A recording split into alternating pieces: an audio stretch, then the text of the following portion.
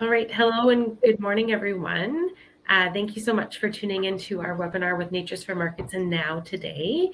We've got about 5 minutes before we're going to get started, so feel free to make yourself comfortable, grab a cup of tea or a water or a coffee, and we'll get started at exactly 11:30. Thank you so much.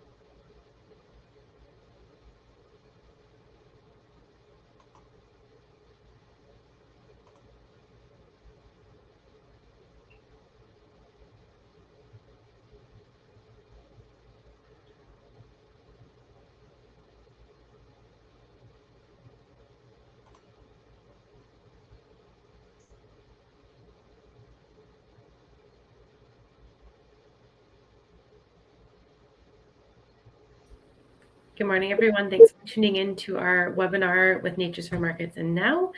We are going to be starting in about 3 minutes, so feel free to make yourself comfortable. Feel free to let us know in the chat where you are tuning in from today, and we'll get started right at 11:30. Thank you.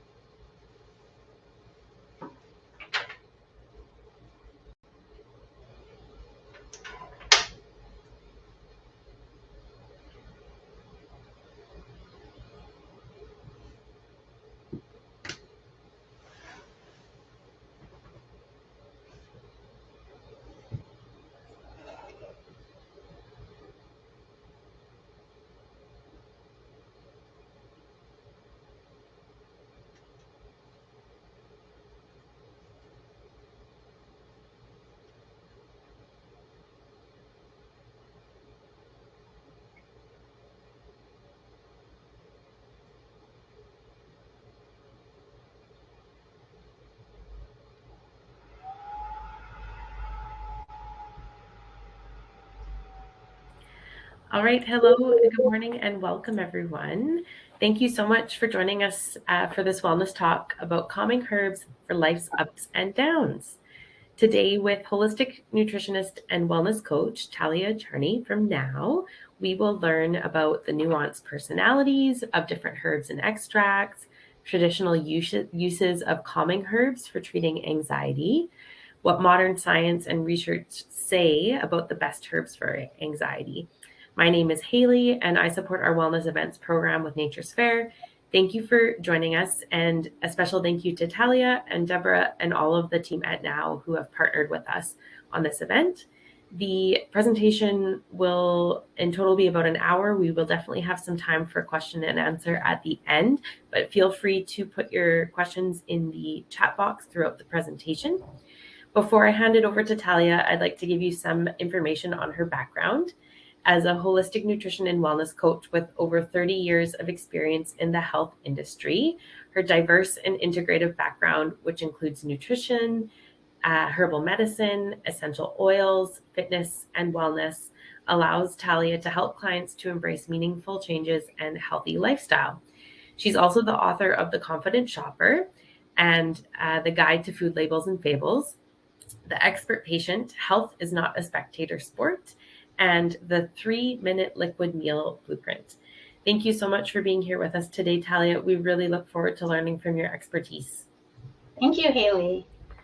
And thanks to Deborah as well, who's in the background there helping out. Without further ado, I'll just jump into this interesting topic. And, the obligatory disclaimer has to be said. So, of course, my presentation is for informational purposes only and doesn't constitute the practice of any professional healthcare services. And that means any information written or stated here, materials linked or questions answered at the end as well, are always at the user's own risk. So please do not disregard or delay in obtaining any current medical advice. All right, and my fingerprint there is just, I always put that in my disclaimer because it's to remind us that we're all as unique as our fingerprints. So what works for one person doesn't necessarily work for another. You heard this works for a friend or that sort of thing. And just a tiny bit, if you wouldn't mind indulging me for a second, about Now brand, because they are a fantastic company and not everyone's familiar with them. There actually is a great book written about them, Beating the Odds. But we're family owned. This is the core family and the founder. I'm part of the extended family, and the story is a very long one, over 54 years and going strong. So it's quite a spectacular story. If you can ever, you can actually go to nowfoods.ca and download this and read it in about an hour. It's very interesting. We're known for many things, but one of them is our extensive in-house labs. There's 8 of them. Our scientific staff is huge, and in every product we do an average of 16,000 quality tests in total on a monthly basis, but we do over 90 quality tests on each and every ingredient. But just as an example, for pesticides, we have one dedicated lab, and we're able to screen for over 500 pesticides. So that's a little bit about Now. And next, I'm going to be talking about anxiety/stress. They're a little bit different, but fairly interchangeable if I happen to use the different words. So always got to start with definitions, because just so we know what we're talking about. And of course, you all know if I say the word stress, you all know what that means. But it is important to say that it is normal and necessary in moderation to have stress. Because if you think about it, think of the state of stress as kind of like an alertness. And the very extreme opposite of that may be comatose. So we always need to be somewhere on a continuum. But when it's sort of out of hand, or a good way to define anxiety is it's this persistent feeling of apprehension or dread. So it's an internal thing that you feel, and it's an anticipation about the future. So anxiety is, I've always seen it defined as, our mind is in the future, we're anticipating, we're worried, but I think it also is related to the past, because we'll think of the past and that will make us worry about what's coming in the future. And that's versus fear, which is really an emotional response to an immediate threat. So say, you just see a car coming at you and you have that fear. That's not very future focused. It's just right in the moment. So that's anxiety, that persistent feeling that really comes from inside. And of course, there's different kinds of anxiety, and some of them come under sort of diagnostic criteria, like obsessive compulsive or social anxiety. That's a little bit out of the range of what I'm going to talk about today. I'm talking about your basic, typical future-oriented anxiety that many of us have, but certainly some of us have it more than others. And you can see on this lady's face, this is an example, you might not even think that she looks anxious, but you can see if this was somebody, say, in your office, she's not there in the sense that she's thinking about something in the future or in the past, but she's not in the moment. And there's a little bit of look of worry on that face. But anxiety manifests differently in all of us. Maybe some of us are not even aware of it as much or wouldn't label it as such. So it could be, constant tension, easily fatigued, having sleeping problems. But for most of you, you probably would relate to the idea of feeling irritable, easily upset, maybe not being able to concentrate well, feeling restless or fidgety. I thought a good example the other day, I was watching a TikTok video. It was sort of comedic, but somebody pulled their headphones out, to put in their phone, because we don't have phones anymore. The cell phone was ringing, and you know how it can be all knotted up, and they pulled it out and they're trying to get it undone, and then they got really frustrated, and then they took some scissors and cut it. So that was irritable and easily upset sort of moment. We just can't handle regular things that come your way as well as usually you might.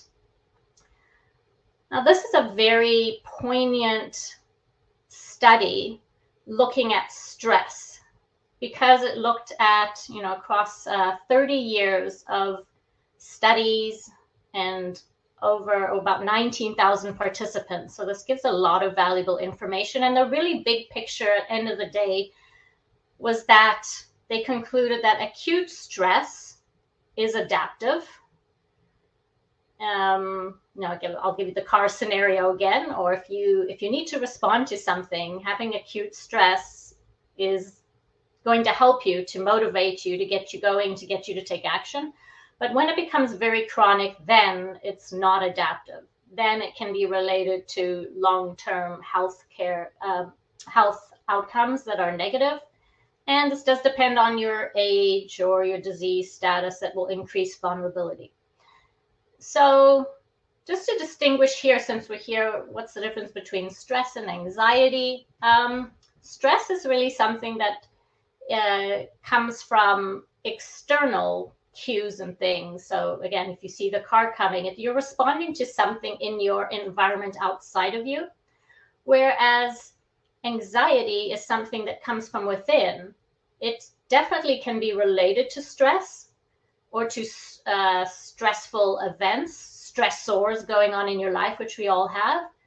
But some people will even continue to worry even in the absence of stressors. So they're a little bit different, but they both manifest the same way. They both feel the same way. This is a really interesting book that I'd love to recommend to anyone who's dealing with a lot of stress. It's by Dr. Kelly McGonigal. It's called The Upside of Stress. And I can't go into too much detail today, but the basic conclusion of this book, and she looks at different interesting studies, is that mind over matter, the power of the mind, that people who perceive that stress is going to affect their health negatively actually do have worse outcomes from that stress. And so someone who has sort of the attitude, if you'd ask them, are you really stressed? And they would say, yeah, but I thrive on stress. I really get things done.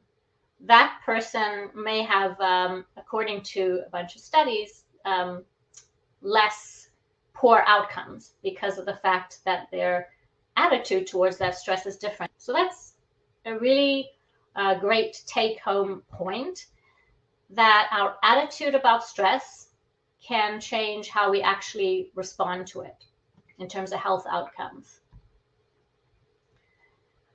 There are so many things I could probably mention today in terms of different ways of handling stress outside of supplements, that it could be hours and hours. There's a lot of different resources, and everyone has their own story to tell of this helped them or that helped them. I always like to recommend meditation because I've had quite a bit of experience in it, and I really feel that it can be an effective way to manage anxiety. The thing that I would say that's important is there are so many different resources out there. So here are some examples. This was just on Google search of top picks of meditation apps. But the important point about meditation is that, and there's many people who have tried it and then said, it's not for me. There's many different ways that you can do meditation, that you can learn meditation. And so if one didn't work for you or resonate with you or even completely turned you off, it doesn't mean that meditation is not for you. So some meditations are, yes, sitting like this, but they don't have to be. We can do walking meditations. You don't have to sit like this or buy an expensive pillow. Some meditations focus on sort of more on the external, sometimes on sounds, on mantras. Others are more internal, on the body, on the breathing. They can work for different people. And even the sound of the voice you're listening to, if you're following something, can, either you might gravitate towards it or don't like it. So this is just absolutely my personal favorite is it's a Waking Up app by Sam Harris. He's an incredibly insightful and intelligent person. He actually has 2 podcasts and an app for meditation. So I think he's got a PhD in psychology. I enjoy for many things other than just his take on meditation, but I guess his take on meditation is he is very scientific. And so it's not too woo-woo.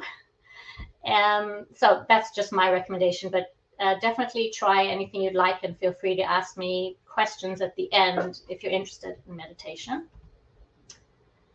This is another tip that I'd like to pass on that I learned from neurobiologist Dr. Andrew Huberman. There's a lot of information out there about breathing techniques for stress, but many of them are not evidence-based, and this one is.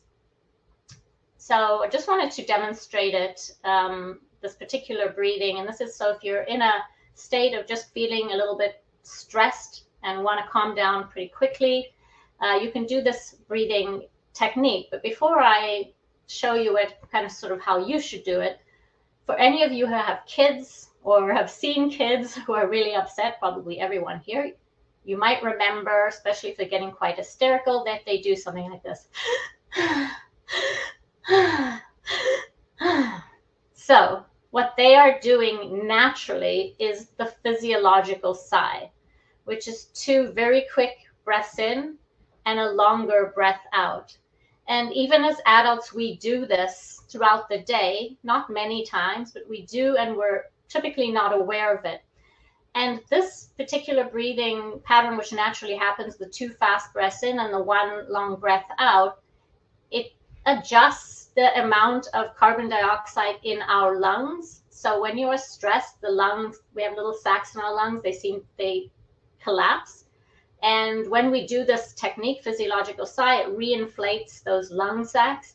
And that helps to offload more carbon dioxide, which sets off a cascade of events in your body, which basically de-stresses you in a physical way.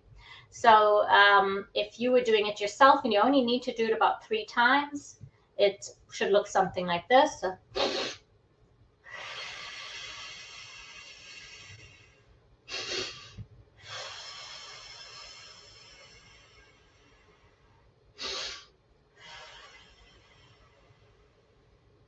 So it's just like that.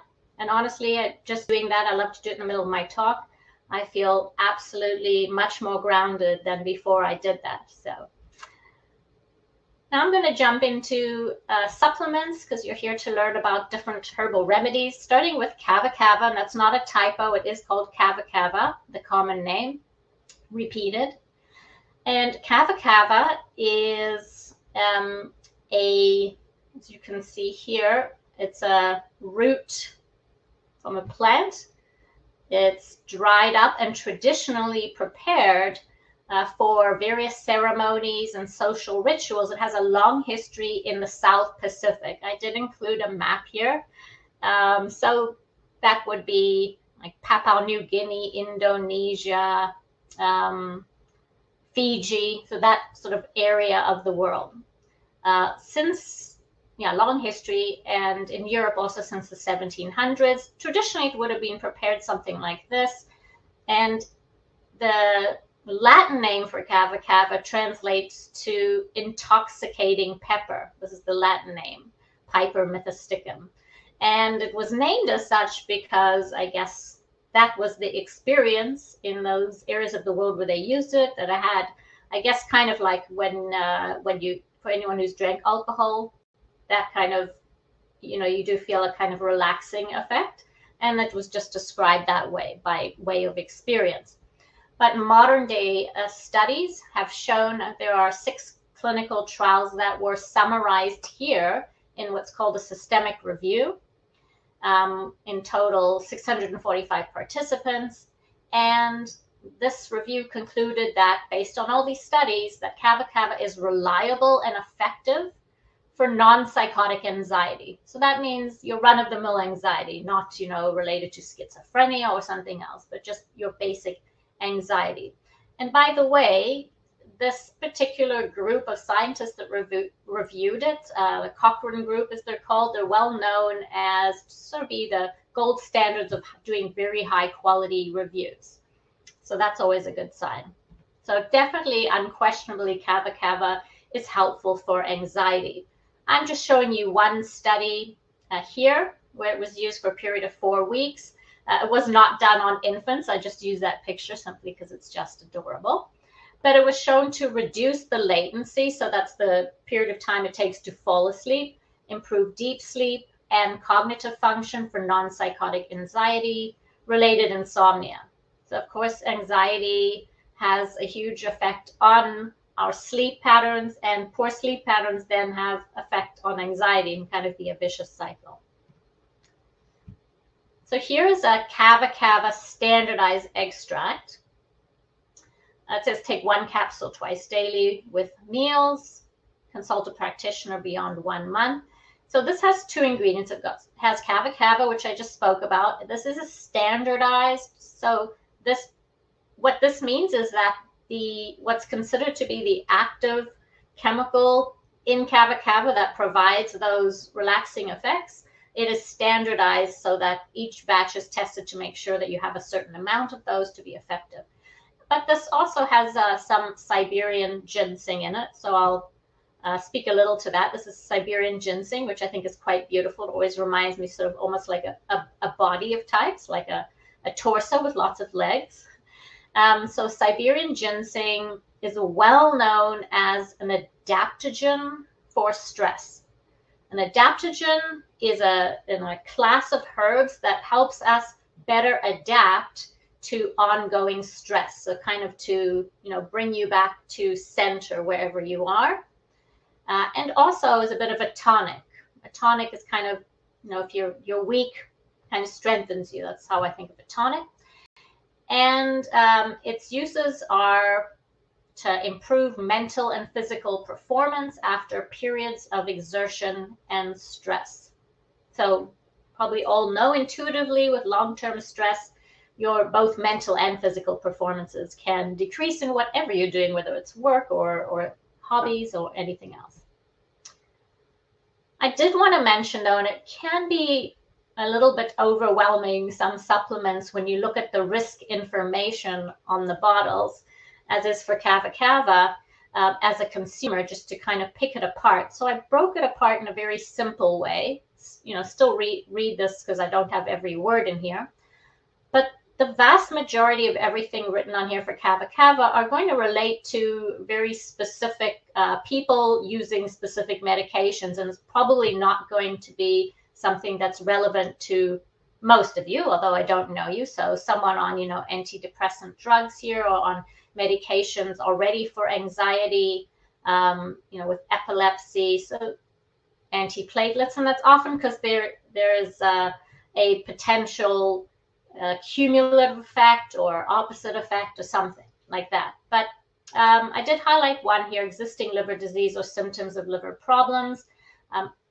I certainly love cava cava. I think it's very effective, and I always did recommend it to quite a few of my clients in the past. But I would, if they were on it for a period of time, I would I would have them test their liver enzymes, which is something you can do at your doctor, or at least see those tests prior to going on it. That was my sort of protocol.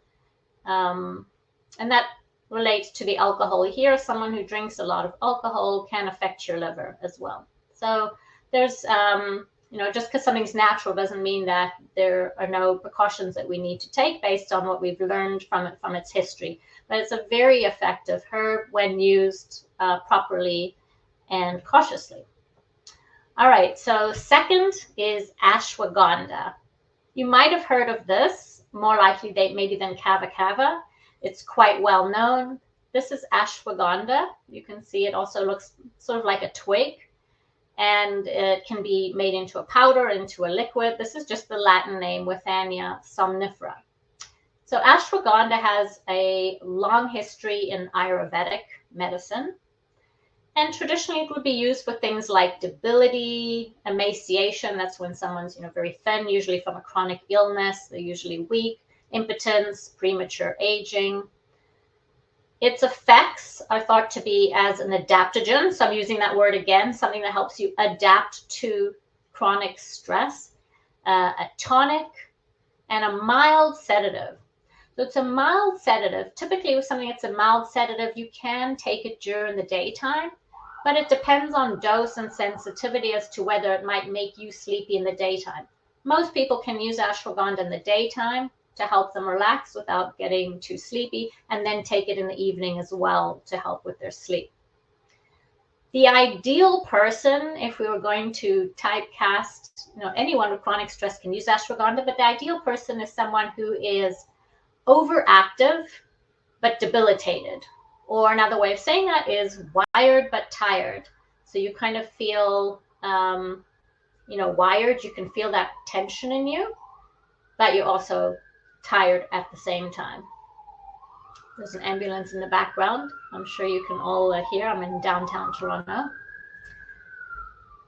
There are 9 clinical trials on ashwagandha that in total all give really good evidence that it is a potent anxiolytic. So that's something that helps with anxiety in the context of chronic stress and anxiety disorders. And with lesser potency for types of anxiety not related to stress. So I can't even think of an example of anxiety that's not related to stress, but so that's going to apply to most cases of anxiety. Now, one of the interesting things about ashwagandha, and ashwagandha is something that's I think of as usually with an adaptogen that works better over time. So over, after you've been taking it for some days or a week or two. I had noticed in my clients previously that if they were having insomnia, for example, they might not get better taking ashwagandha first day, but over a couple of weeks, they were less likely to wake up in the early morning, say at that 3 a.m. So some of these herbs have a kind of cumulative effect and work better over a little bit of time. Now, the reason I'm saying that is because what this graph is showing is that we have natural fluctuations in our body over a 24-hour period with many hormones, kind of circadian rhythm. They come and go. One of those is cortisol, which is our stress hormone. So you can see here in I guess this is a kind of, don't know what kind of color this is, an orangey color. This is our cortisol level. So cortisol, here's 6 a.m. Cortisol peaks shortly after you wake up in the early morning is when it should be highest. Ideally, it's going to be at its lowest in the middle of the night. If your cortisol levels get wonky, which can happen, there's many ways we can throw off that natural rhythm, including stress, including poor sleep. Then you might land up having cortisol high in the middle of the night. And unfortunately, cortisol primes us for activity and alertness. It's not good for sleep. So a herb like ashwagandha in one clinical trial showed that it does notably decrease cortisol levels, which is known as our stress hormone. It's not the only hormone that goes, that in the body related to stress, but it is. And so I would find with something like this that that would improve, which was a sign to me that maybe that cortisol levels were becoming better regulated and not as high in the middle of the night. Just by way of example, because sometimes there's different options for ashwagandha, and here's a case. Now, you, in conjunction with some healthcare provider that you know and trust, may be the best person to decide which one. But these two ashwagandhas are both great, but quite different. I'll start with the one on the right. This ashwagandha is a concentrated extract. It says, 15:1 means that that is concentrated 15 times what it would be if it was just in the unprocessed route. That means you can get a high dose in just one capsule, which is great. Perfect for those who prefer to take a pill. And I would say this one is the higher potency of the two. And it's also alcohol-free. This ashwagandha is quite different. It's also one a day, although it could be taken broken up for sure. But great for those who prefer liquids, can't swallow pills, or for whatever reason. It is in a base of alcohol, not just alcohol, but there is alcohol in it. That actually, at least on an empty stomach, if you take it, that does provide very rapid absorption, which you can't get from a capsule. You have a lot of flexibility of dosing for those people who are a little timid to try something. You've read the label and everything seems fine on it. There's nothing on there that says that you personally shouldn't be taking it, but you're a little nervous. Maybe you react strongly to things in the past, then, you can even take a drop of it. But it's definitely more gentle, although in comparison to many products on the market, it is quite potent for a liquid form, but it's not as strong as the pill. So there are examples. You could also, start with one and switch to the other, or vice versa.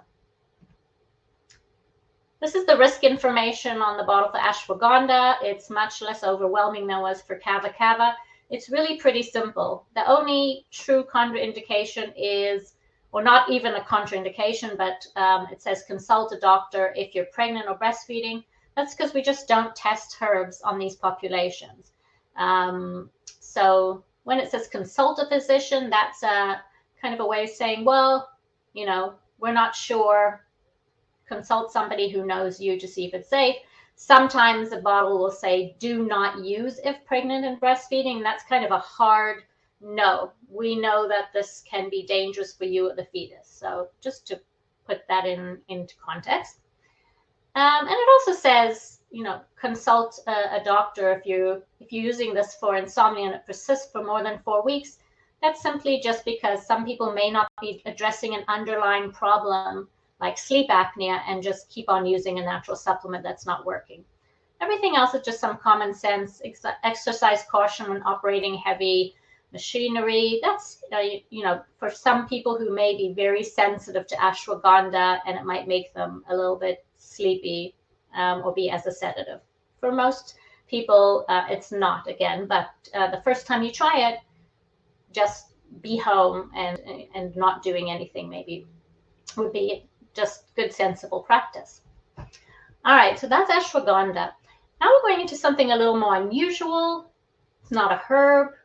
It's called inositol. It's more of in the vitamin category. It's a sometimes called vitamin B8, inositol. It's a pseudo vitamin. That just means we used to think it was a true vitamin, which is something you have to get from your diet, otherwise you will die.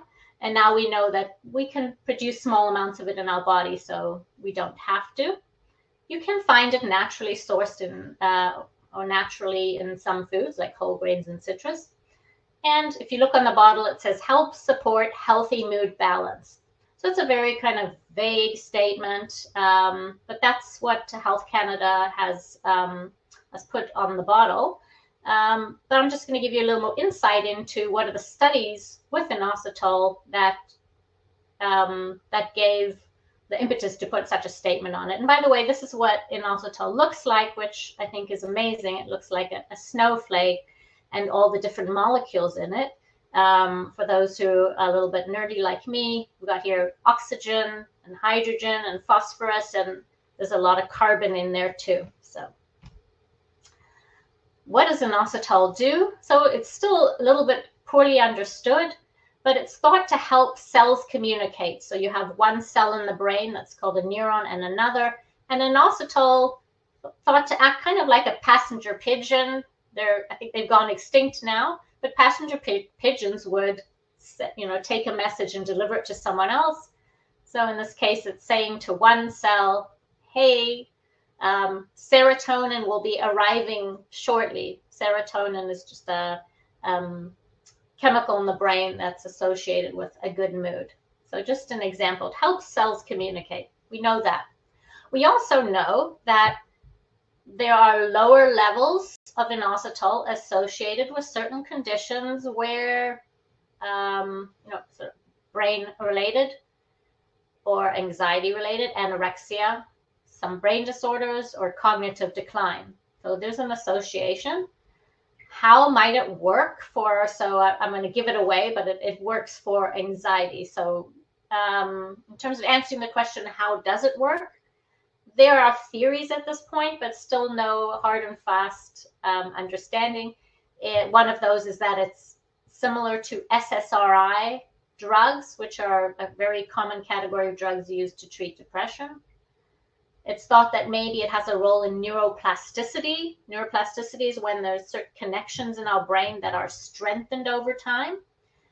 And, that's often encouraged as we grow older to engage our brains enough so that we can keep strengthening connections. It doesn't get lazy and fall out of use.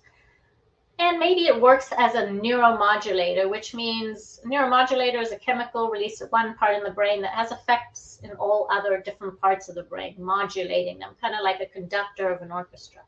So those are some of the theories.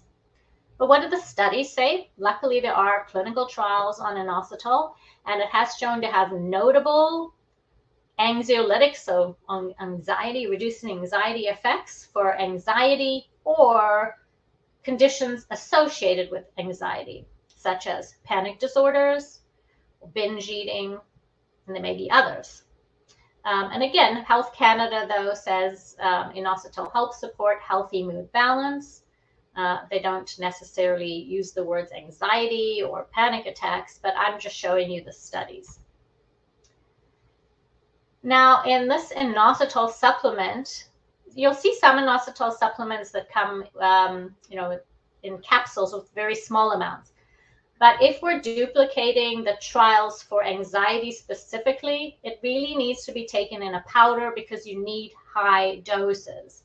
So just as an example here, you can see different clinical trials use between 12 to 18 grams to have a neurological effect. So studies on panic disorders have used 12 grams. This is basically PMS, 12 grams, depression, 12 grams. So although it seems like a lot, take 2 teaspoons 2 to 3 times a day. The doses that Health Canada has endorsed on this product are in line with or concurrent with what's being used in those studies. So each teaspoon is 3 grams. The recommended dose on this product is between 12 and 18 grams, so it matches that completely. And I'm not going to go into over any detail, but I just wanted to show you that there are studies on inositol for different disorders where anxiety would be one important component. So panic disorder in this case, a whole 18 grams was used daily for a month in panic disorders, and it was associated with a significant reduction in panic attack symptoms and anxiety symptoms. Another one here, panic attacks and agoraphobia. So that's people who are afraid to go outside. 12 grams was used daily for 4 weeks and associated with a reduction in symptoms of panic disorder and anxiety, particularly a reduction in agoraphobia. And one more here on OCD, so obsessive compulsive disorder, 18 grams used for 6 weeks, reduced symptoms of obsessive compulsive disorder as measured by this certain particular scale here. So those are some examples. In terms of the risk information on the bottle for inositol, it simply says consult a healthcare practitioner prior to use if you're pregnant or breastfeeding. There's no other caution. So again, that whenever you just see that, because you almost always see to consult a healthcare practitioner for pregnant or breastfeeding with so few exceptions with any supplements, this means that it's, pretty benign substance to take. May cause some side effects here in some people. And then, if discontinued, they would stop as well. All right, so now I'm going to talk about how we can use some supplements to potentially increase or change some chemicals in the brain, which we call neurotransmitters, that can affect our mood. So since I'm talking about neurotransmitters, just a little bit of an explanation of what those are. Here's one cell in your brain, and here's another. There's so many more, but how do cells communicate? First, they sort of communicate with electricity. So they have sort of these electrons going along, but just where they're almost touching the two cells, there's actually a gap. And in that gap, this is the communication takes place through chemicals. So you have these little sort of Ubers that are transporting a chemical, releasing it into this gap, and then they're swimming across to the other side. Some of them might not make it to these receptors, kind of receiving them, like the welcome committee. And those are going to have some kind of an effect on, either exciting that other neuron to fire more or maybe calming it down. And that's going to affect our mood, depending on this particular chemical that's being released. And so there are some natural products that may increase some of these chemicals. So that's what I'm going to be talking about. Now, one of those is GABA. This is a class of drugs called benzodiazepines. And this class of drugs all targets GABA in the brain. GABA is a sort of a very ancient or primitive chemical in our brain, and it has an overall sort of subduing, calming effect. So, our brain is either more active. An extreme example of that might be having convulsions. So that's why, GABA-related drugs are used as anticonvulsants. And extreme on the other end may be, to be completely comatose. So we want to be in the happy medium. But drugs like Xanax, Valium, Ativan, and others target GABA, the GABA pathway. So here is a very simplified look at the GABA pathway. Here is GABA. As I said, GABA has an overall relaxing, you see this lady, she's just chilling, relaxing effect. There's another neurotransmitter in our brain called glycine, similar to GABA, and it also has a relaxing effect. And then these are things that come before GABA, so they're maybe converted into it. And surrounding here are different supplements that are thought to have effects on different parts of the pathway. So just to explain this, before GABA, you've probably all heard of MSG, or monosodium glutamate. Well, the glutamate part of that, it's a well-known food flavoring. Some people want to avoid it. There have been reports of that it causes maybe migraines or other effects on the brain. But glutamate is natural to the body, and it's kind of opposite to GABA. It's like the yin yang. It is stimulating. And, if you have too much glutamate, the brain will be overstimulated. So you want a balance between these two. There is a natural extract that comes from green tea called L-theanine. And L-theanine too has a sort of calming effect.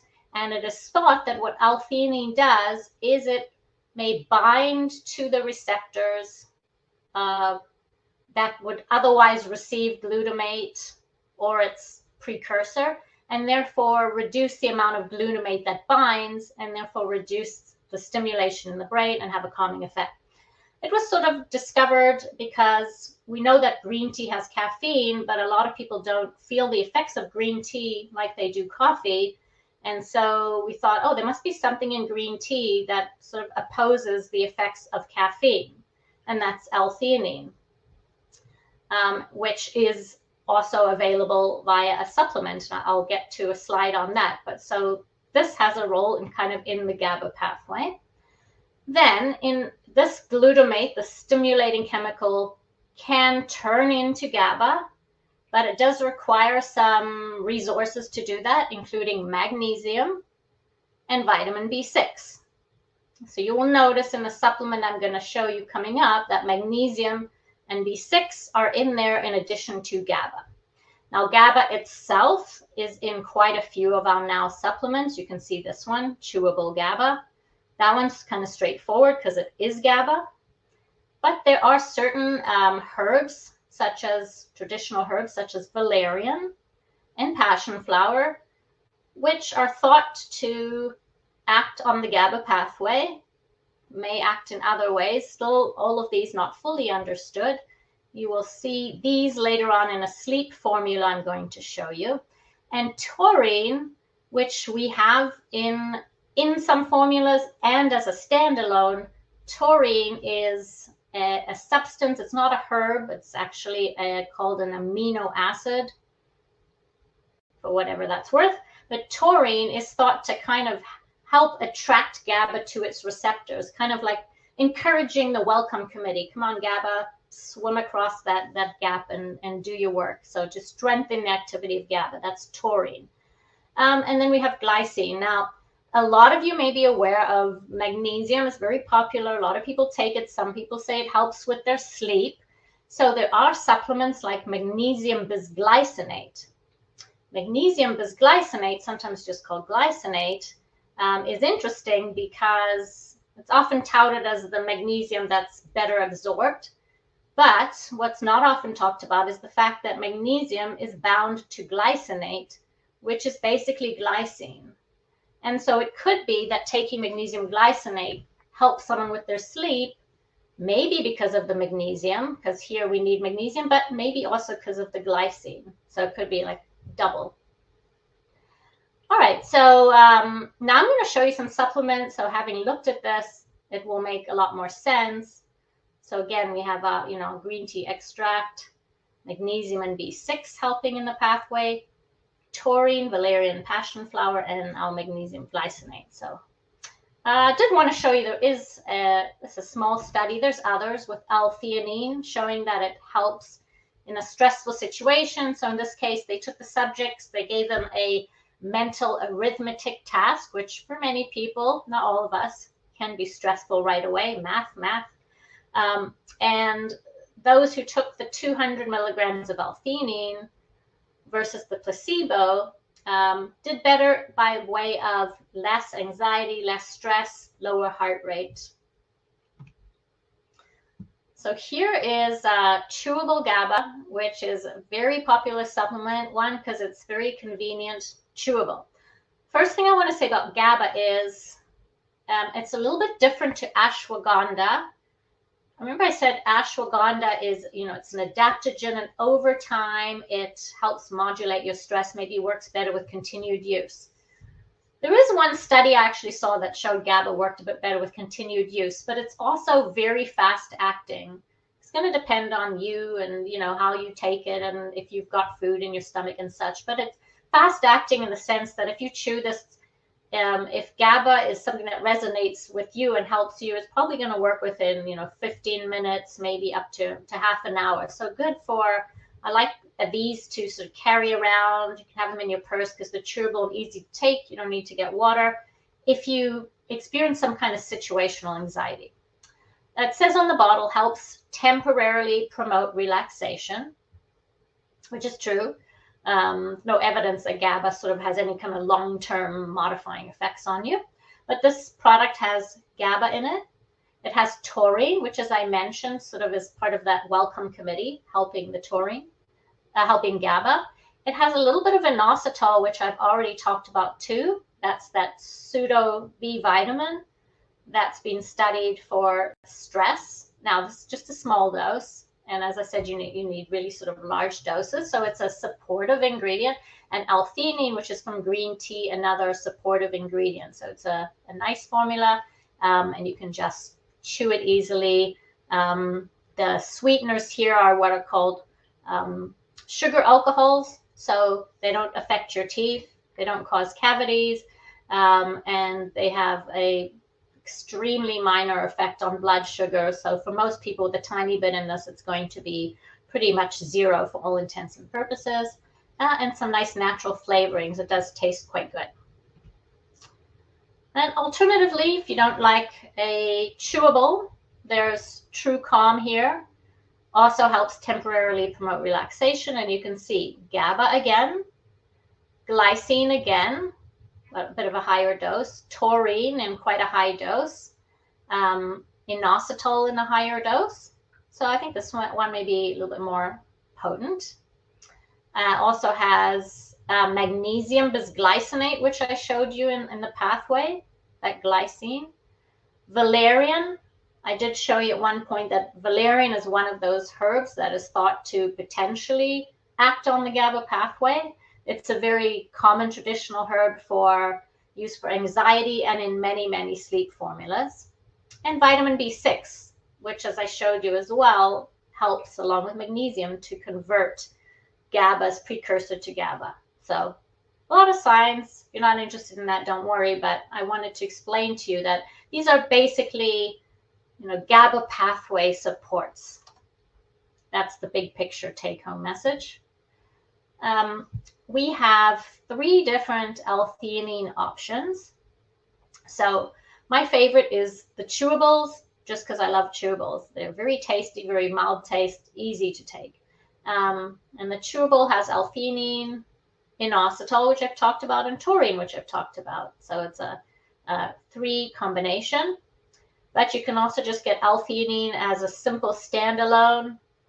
And this is just a double potency of 100 and 200.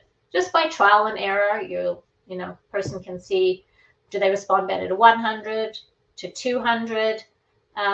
There's no contraindications for L-theanine when taken alone. So in a product like this, when it's not combined with anything else, it doesn't even say on the product, do not use if you're pregnant or breastfeeding. So that makes it a really versatile and gentle product. And these are, for adults.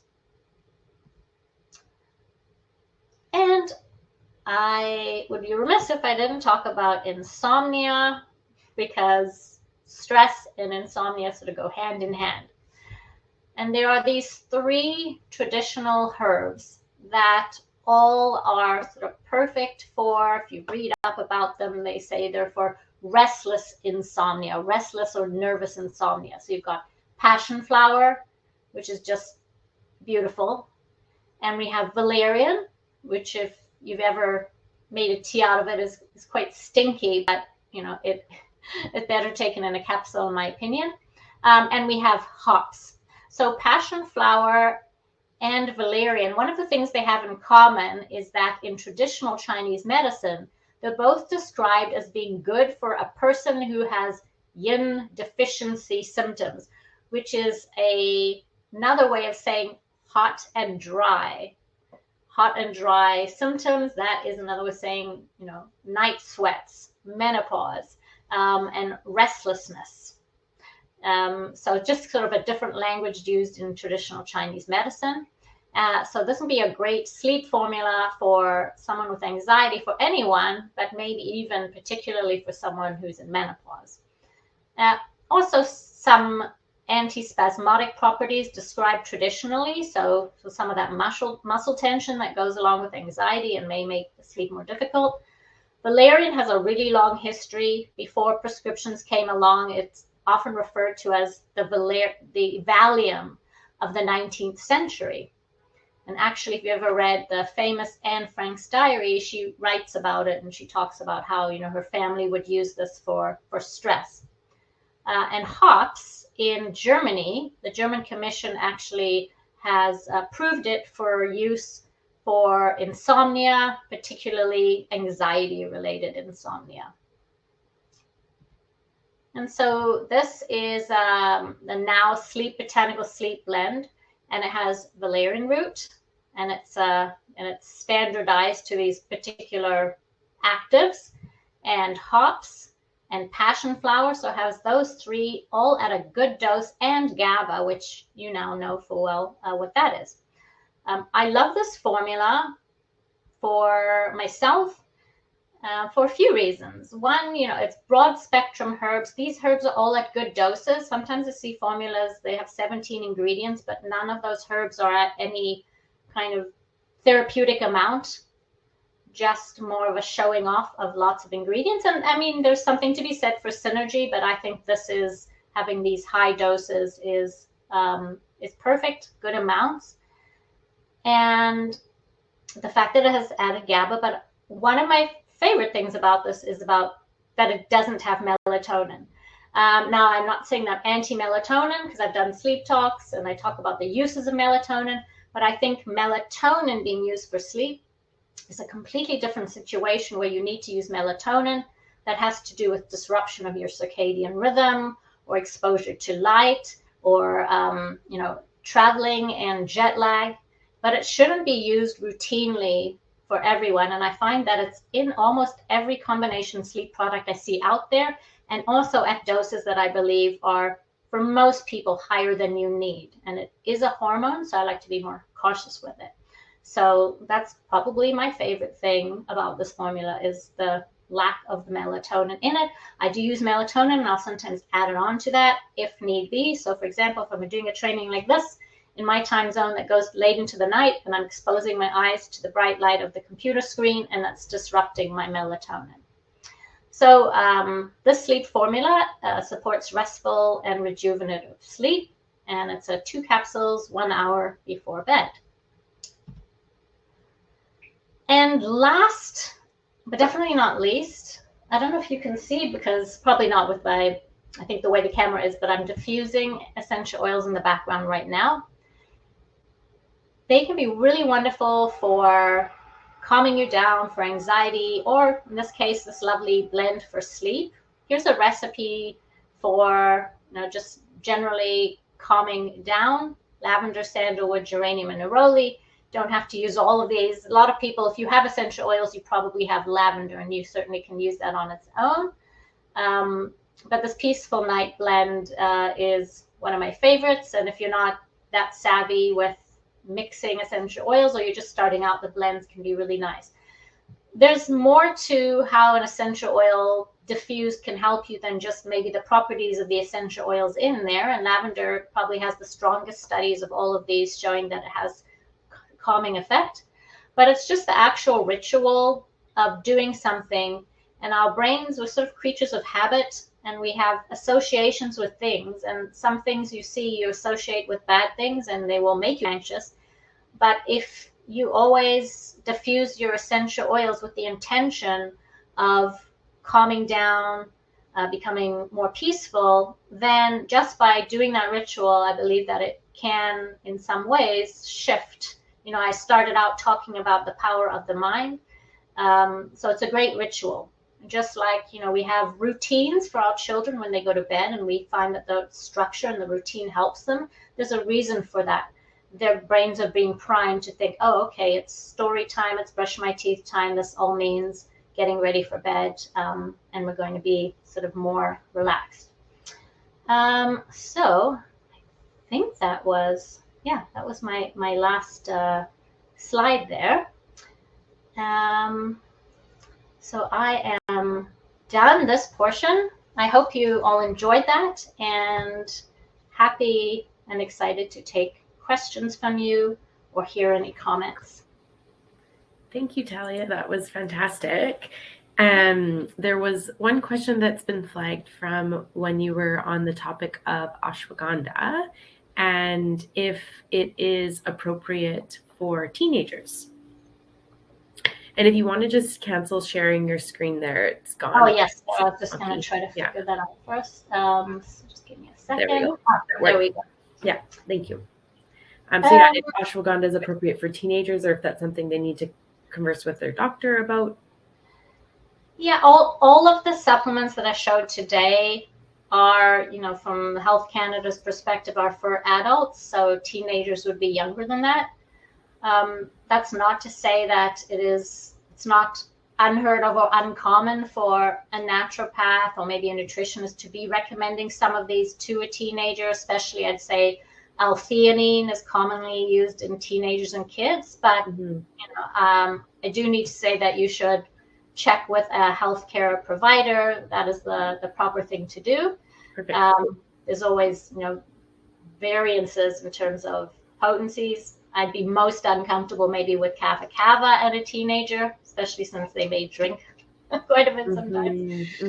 But yeah, we should check, and there are alternatives in the stores that that are appropriate for teenagers where you don't have to consult a practitioner. But it's up to each person here in terms of their comfort level of following what the bottle advises or not. Yep. Okay, perfect. Someone else, Patty, just asked if she already has an ashwagandha product and it also includes black pepper, which I've also seen, I think, with turmeric products before. Yeah. What is the black pepper included for or good for? Black pepper is typically included because it just helps with the bioavailability or the absorption. Yeah. I think that it's certainly more common with turmeric. You're right with that. Turmeric is known to be very poorly absorbed. Ashwagandha, not as much, but there may be some enhancement of absorption with the black pepper. And also, I'm just trying to think of another reason that it's used. Sometimes black pepper is put into a formula to add warmth to it if you have cold herbs to be more balanced, but I don't think that's the case with ashwagandha. So yeah, but I don't think that I would say it's not really that necessary with ashwagandha. Okay, great. There's a question from Carrie that asks, are you able to explain a little bit more about not using melatonin on a regular basis? And Carrie, maybe just clarify, are you asking in relation to using it as a sleep aid, or that's kind of what I would assume? Yeah, just my personal opinion, and I would say also that I've done a lot of study and when it comes to sleep and a lot of trainings on it, and I've not directly consulted with, but listened to many experts like Dr. Matthew Walker is kind of a world expert in sleep issues, and other people, and the general consensus is, it's a hormone.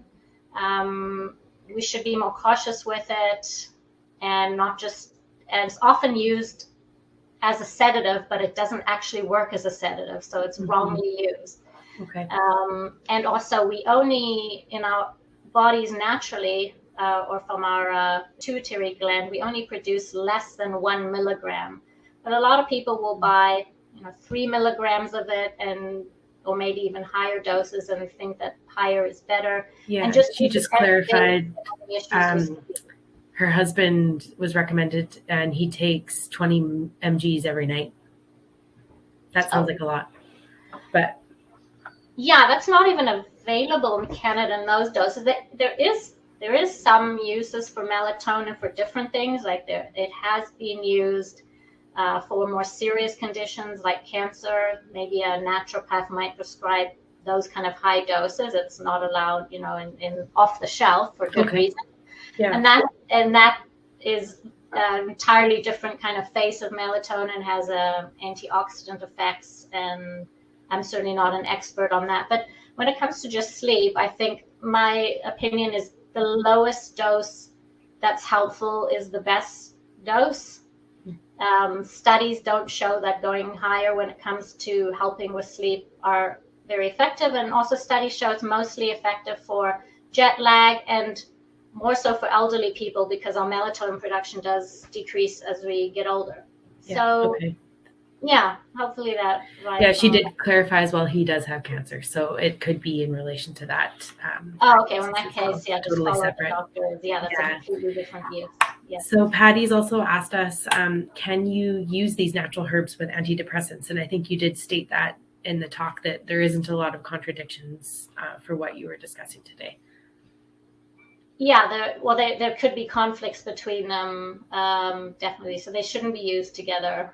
You should definitely go through your doctor if you're on.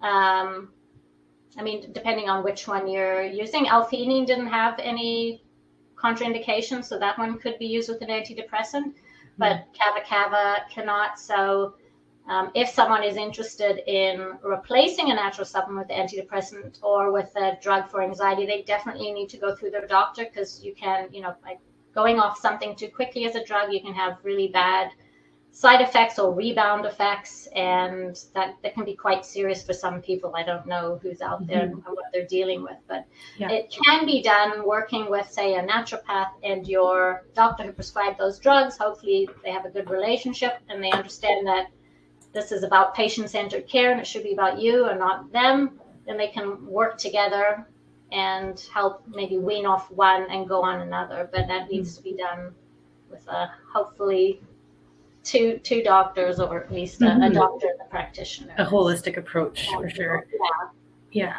Another question about GABA specifically, and any contradictions with taking it with any sort of CBD oil products. I mean, it doesn't say anything, I believe, on the bottle about that. But just maybe use some common sense. With some people, CBD, I think, can make them, people have different effects, but I know of some people who get kind of drowsy and subdued. And so, and that is through effect on the brain. So, I would say be cautious. With GABA, there's so many different doses as well. So I don't remember any contraindication again on the bottle, but read the bottle properly, because depending on the product that you pick up, and I would still be just like a little bit careful. Yeah, absolutely. Okay, great. Those are great questions, everyone. Thank you so much. We do have a door prize to give away for an attendee who is here today, and you'll get to connect with our representative from Now to select a product from the presentation that you think you would like to try. So we've got a random draw going today, and the winner is actually Carrie Young, who was asking us some questions earlier. So Carrie, I have your email. I will be in touch. You will get to enjoy some products from Now. And thank you so much for their partnership on this event. And thank you, Thalia, for your expertise again. A very informative session, especially in a time of year where there is so much chaos and kind of anxiety-ridden things in our world. It's nice to take those breaths and ground yourself and come away with a little bit of knowledge. So thank you so much for your time today. Oh, it was my pleasure. Thank you. Yeah. Okay, everybody, have a great day. Thank you. The recording will be up on our YouTube channel tomorrow, and we have an event next week on energy and iron levels with Vitality that'll be on our Instagram Live. So hope to see you there. Happy holidays to everyone. Okay, bye-bye. Bye.